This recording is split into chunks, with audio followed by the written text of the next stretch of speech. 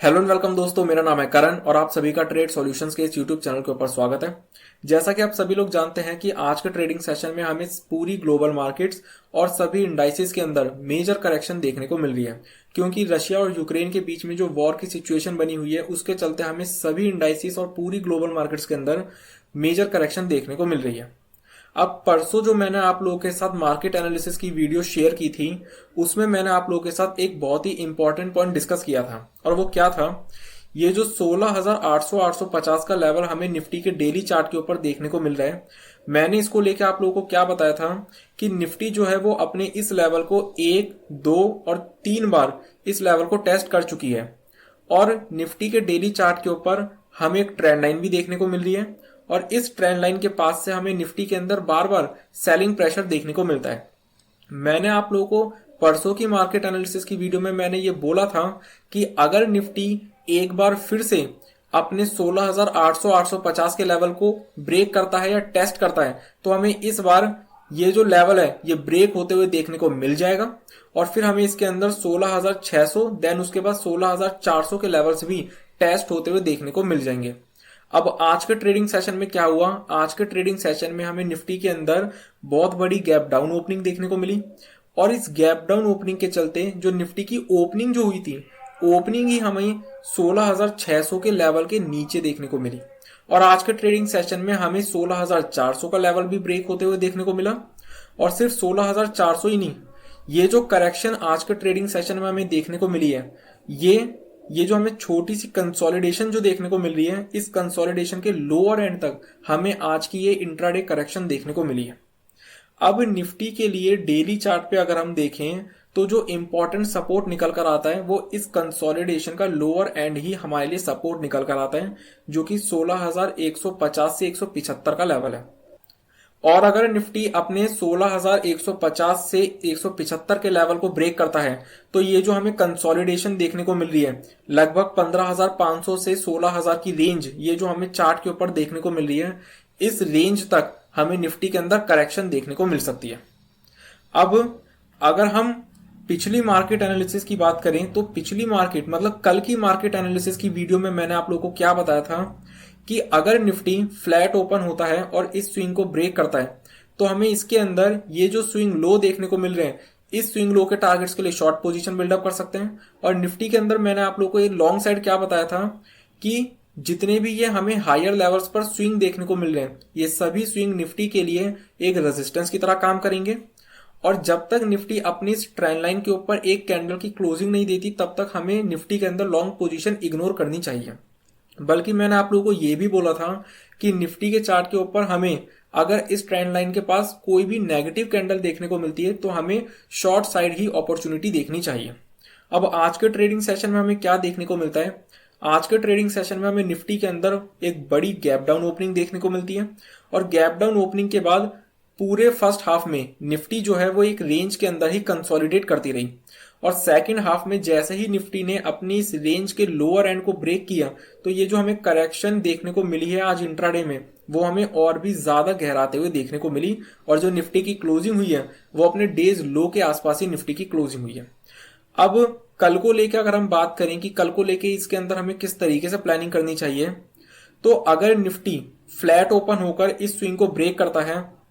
तो हम इसके अंदर शॉर्ट पोजीशन फिर से बिल्डअप कर सकते हैं। और जो हमारे टारगेट्स होंगे, जो मैंने डेली चार्ट के ऊपर आप लोगों को लेवल्स बताए 16,150 से 175 के लेवल, वो हमारे इसके अंदर टारगेट्स होंगे। और अगर वो इन एनी केस ये लेवल्स ब्रेक होते हैं, तो हमें फिर इसके अंदर जो 15,500 से 16,000 की रेंज मैंने आप लोगों के साथ डिस्कस करी, वहां तक करेक्शन फिर हमें इसके अंदर देखने को मिल सकती है।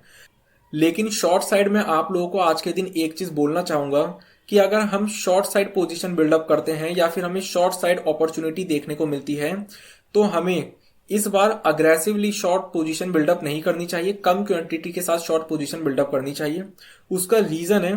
क्योंकि निफ्टी के अंदर आज इंट्राडे के अंदर ही बहुत बड़ा करेक्शन देखने को मिल चुका है, और साथ ही साथ निफ्टी जो है वो अपने 16,150 से 175 के इंपॉर्टेंट सपोर्ट लेवल के आसपास ही निफ्टी की क्लोजिंग हुई है। तो इसलिए हमें शॉर्ट साइड अगर अपॉर्चुनिटी देखने को मिलती है,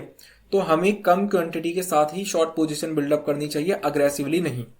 अब अगर हम बात करें लॉन्ग पोजीशन की, तो लॉन्ग पोजीशन हम इसके अंदर तब तक बिल्डअप नहीं करेंगे जब तक कि निफ्टी अपने आज के हाई के लेवल को ब्रेक नहीं कर देता, जो कि 16,700 का लेवल है। जब तक निफ्टी अपनी 16,700 के लेवल को ब्रेक नहीं करता और इसके ऊपर एक कैंडल की क्लोजिंग नहीं देता, तब तक हम इसके अंदर लॉन्ग पोजीशन इग्नोर करेंगे। और अगर इसके ऊपर हमें कैंडल की क्लोजिंग देखने को मिल जाती है 16,700 के ऊपर,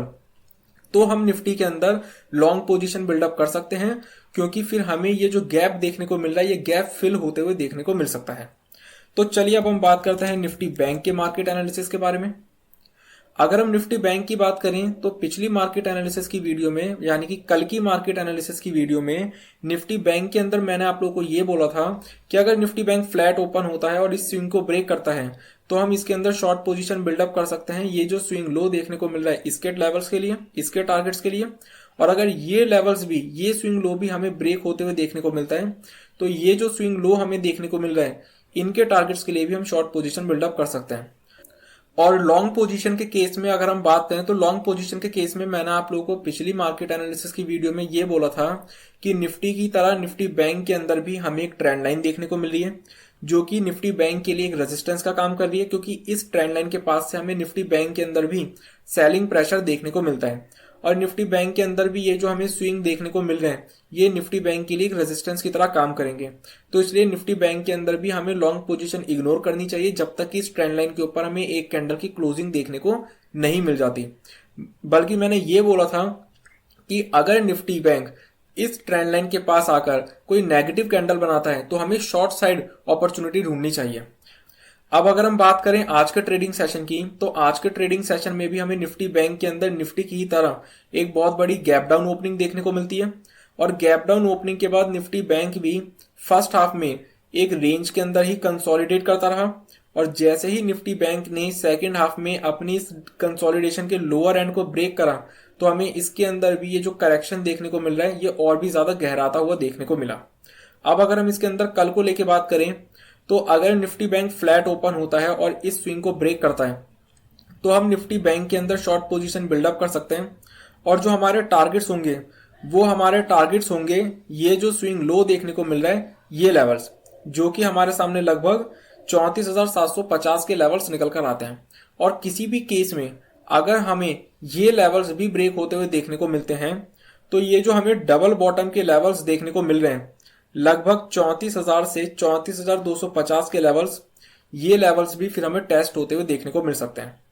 और सेम निफ्टी की ही तरह निफ्टी बैंक के केस में भी लॉन्ग पोजीशन के अंदर मैं आप लोगों को तब तक बिल्डअप करने के लिए नहीं बोलूंगा जब तक कि निफ्टी बैंक अपने आज के हाई के लेवल के ऊपर क्लोजिंग नहीं दे देता एक कैंडल की, जो कि लगभग 36,690 मतलब 36,700 का लेवल ये हमारे आज के हाई का लेवल है। तो जब तक निफ्टी बैंक 36,700 के लेवल के ऊपर एक कैंडल की क्लोजिंग नहीं दे देता तब तक हम निफ्टी बैंक के अंदर भी लॉन्ग पोजीशन इग्नोर करेंगे। और अगर इस लेवल के ऊपर हमें एक कैंडल की क्लोजिंग देखने को मिल जाती है तो ये जो हमें गैप देखने को मिल रहा है ये गैप फिर हमें फिल होते हुए देखने को मिल सकता है।